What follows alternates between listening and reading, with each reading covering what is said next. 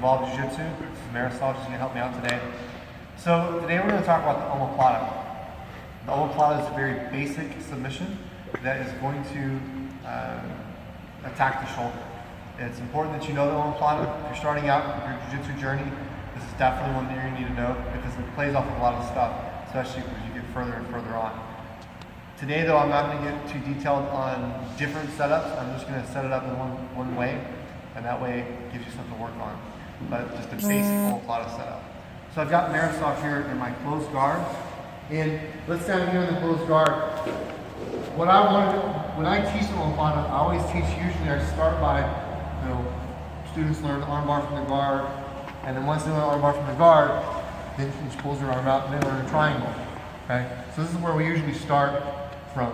But a lot of times when we do the triangle, if I'm trying to pass the arm by when someone tucks their arm, this is usually how I start teaching the Omoplata. So once we get here, she has the arm tucked. What I'm going to do is this, is I'm going to take, I keep a hold of the elbow here, I'm going to take my leg, I'm going to shift my hips out, okay, and I'm going to go leg over the head. From here, I'm going to straighten this leg right here. Once I get here, I can reach up and I can grab the belt. This foot kind of curls over, right? And then once I get here, I'm going to stretch out. Right? Now, from here, I like to sometimes hold my hand this way, pull my elbow down, but I can reach over the back. Once I get here, I'm going to sit up, okay? And then if she's up, okay, so she's up a little bit, I'm going to straighten my leg. So this leg, I'm going to straighten my leg out, and that actually helps bring her down. It makes it harder. If you're doing this with someone that's bigger than you, go and come up to your knees. A lot of times when they're bigger than you, they'll start to lift up and they lift back, right? So to stop that, I straighten my leg to get here. Because now if she comes up, right, and then she tries to lift, it's much harder. Now there's a size difference between her and I. I'm bigger than her, but with someone bigger than yourself, if you straighten your legs, all the pressure goes into the shoulder, makes it a lot harder. So to finish, what I'm going to do is this. I'm going to take my feet and I'm going to curl my feet back like I'm a cheerleader. Okay? Now, some people actually will do this. I don't like putting my foot back because if you put your foot back here and she lifts up, go ahead and lift up. And if she lifts up right, see, my knee is bound up. Some people will cross their feet to finish. This works too. You can grab a hold and cross. But some people will just finish by curling in, going here, and putting your foot up. Some people like to put their knees in. Right, it's kind of preference. So I go here, and then sometimes I'll even go here, and just curling this in and out. And then from here, I'm going to lift up and over. So once I go up and over, my goal is to take her hand to the back of her head. And that's my goal. So I'm going to lift up slowly until she taps. Okay?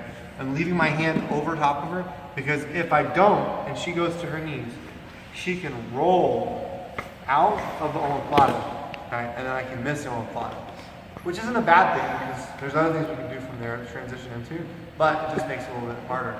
Right? So again, so we go back to it.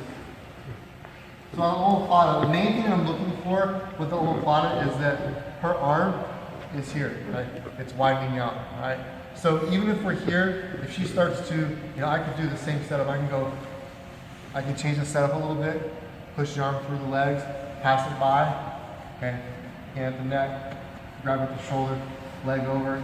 I'm going to curl this in, straighten, okay, I grip the belt, and then once I get here, look, I kind of scoop my hip out, and I straighten up, and I reach over the back. A lot of times when you get here, don't come to your knees, once you get here, a lot of times your partner's still going to be up, so once you get here, or they're going to try to roll, so you pull this back, right? You can start pulling back with the belt. If there's no gi, you can start sitting up, start hugging here, and then straighten your arm or straighten your leg to here.